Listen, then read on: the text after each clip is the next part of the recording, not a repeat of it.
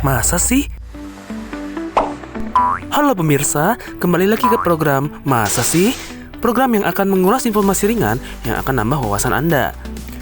Trading card game atau TCG adalah jenis permainan berbasis kartu koleksi di mana pemain menggunakan kartu yang telah dikumpulkan untuk bertanding satu sama lain, mengikuti aturan tertentu. Kartu-kartu ini biasanya menampilkan ilustrasi unik, kemampuan khusus, dan cerita yang terkait dengan tema tertentu, seperti fantasi, sains, atau budaya pop. Di Jepang, permainan ini menarik berbagai kalangan karena menawarkan kombinasi antara strategi, kompetisi, dan seni koleksi. Faktor-faktor ini menjadikan TCG digemari oleh anak-anak, remaja, hingga orang dewasa yang tertarik pada aspek strategis maupun estetik dari kartu tersebut. Selain itu, TCG di Jepang kerap menjadi sarana interaksi sosial melalui turnamen dan komunitas yang aktif. Masa sih? Kalau gitu langsung aja kita simak beberapa TCG terkenal di Jepang. Masa sih? Yu-Gi-Oh! Adalah salah satu trading card game paling terkenal di dunia, khususnya di Jepang, yang berasal dari manga dan anime karya Kazuki Takahashi. Pertama kali diperkenalkan melalui manga Yu-Gi-Oh! Pada tahun 1996, dan versi fisiknya dirilis oleh Konami pada tahun 1999. Berkat popularitas manga dan anime yang menceritakan duel kartu epik antara karakter-karakter ikonis seperti Yugi Muto dan Seto Kaiba, Yu-Gi-Oh! Berhasil menarik perhatian penggemar dari seluruh dunia. Permainan Yu-Gi-Oh! Dimainkan oleh dua pemain yang saling berhadapan dengan tujuan utama mengurangi life point lawan menjadi 0. Setiap pemain menggunakan deck berisi 40-60 kartu, terdiri dari kartu monster, spell, dan trap. Monster digunakan untuk menyerang atau bertahan. Spell memiliki efek pendukung seperti memperkuat monster atau mengganggu lawan. Sedangkan trap digunakan untuk menjebak atau menghalangi strategi lawan. Dengan elemen strategi yang kompleks, Yu-Gi-Oh! Menjadi permainan yang menantang sekaligus menghibur bagi para pemainnya. Konami secara rutin merilis ekspansi kartu baru yang memperkenalkan mekanik dan tema yang segar, seperti Fusion Summon, Synchro Summon, hingga Link Summon. Perubahan-perubahan ini memastikan permainan tetap menarik dan relevan bagi pemain veteran maupun pemula. Selain itu, Konami juga memperkenalkan ban list, yaitu daftar kartu yang dilarang atau dibatasi penggunaannya untuk menjaga keseimbangan permainan. Yu-Gi-Oh! Juga memiliki ekosistem kompetitif yang besar, dengan turnamen tingkat lokal hingga internasional. Salah satu yang paling bergengsi adalah Yu-Gi-Oh! World Championship, yang menarik ribuan pemain dari seluruh dunia. Turnamen ini tidak hanya menjadi ajang untuk menunjukkan kemampuan bermain kartu, tetapi juga tempat berkumpulnya komunitas yang berbagi kecintaan terhadap permainan ini. Selain itu, platform digital seperti Yu-Gi-Oh! Master Duel memperluas jangkauan permainan, memungkinkan pemain untuk bertanding secara online. Pengaruh Yu-Gi-Oh! Di dunia sangat besar. Serial animenya diterjemahkan ke dalam berbagai bahasa, dan produk-produk seperti video game, action figure, serta merchandise lainnya turut mendukung popularitasnya. Yu-Gi-Oh! Bahkan memecahkan rekor dunia Guinness sebagai TCG dengan jumlah kartu cetak terbanyak, menegaskan statusnya sebagai salah satu waralaba kartu paling sukses dalam sejarah. Masa sih?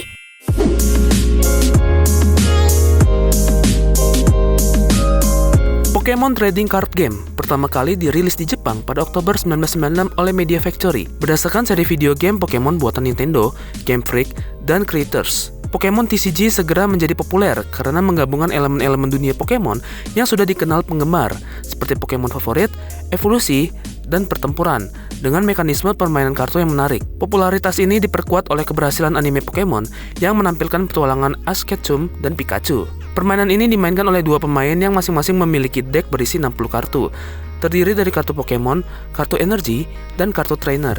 Tujuan utama adalah mengalahkan Pokémon lawan dan mengumpulkan 6 prize cards sebelum lawan melakukannya. Setiap pemain memilih Pokémon untuk menjadi aktif Pokémon dan dapat memiliki hingga 5 Pokémon lain di bench.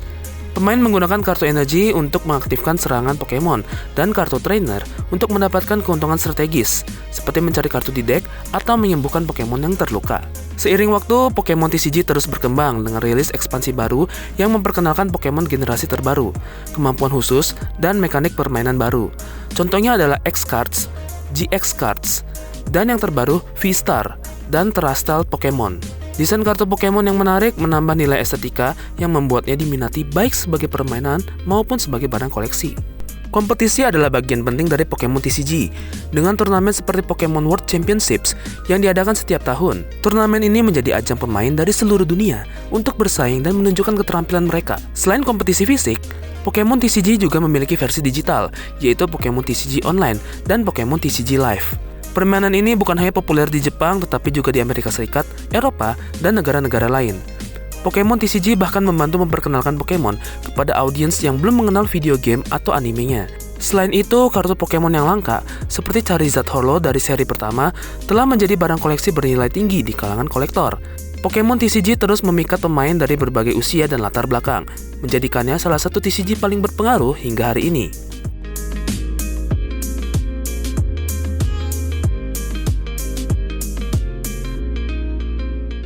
Masa sih? Pemain meningkatkan level Vanguard mereka dan Call, di mana unit pendukung dipanggil ke medan perang. Sistem draft check dan trigger effects menambah elemen keberuntungan dan strategi.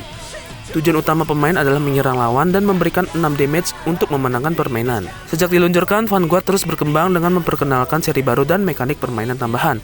Seri pertama berfokus pada klan-klan utama seperti Royal Paladin, Kagero, dan Nova Grappler. Kemudian, seri Vanguard G memperkenalkan konsep stride yang memungkinkan pemain memanggil unit dengan kekuatan tinggi dari G-Zone. Versi terbaru Vanguard Overdress yang dirilis pada tahun 2021 menghadirkan pendekatan baru dengan desain kartu yang lebih ramping dan cerita yang diperbarui. Vanguard juga memiliki komunitas kompetitif yang aktif dengan turnamen resmi yang diadakan secara rutin oleh Bushiroad. Bushiroad Spring Fest dan Bushiroad World Championship adalah beberapa acara tahunan yang menarik perhatian pemain dari seluruh dunia. Selain itu, pengenalan platform digital seperti Vanguard X dan aplikasi pendukung lainnya memungkinkan pemain untuk belajar dan bermain di lingkungan digital. Pengaruh Vanguard tidak hanya terasa di Jepang, tetapi juga di berbagai negara lain, termasuk Amerika Serikat, Eropa, dan Asia Tenggara. Serial animenya telah diterjemahkan ke dalam berbagai bahasa. Ilustrasi kartu yang detail dan Masa sih? Masa sih?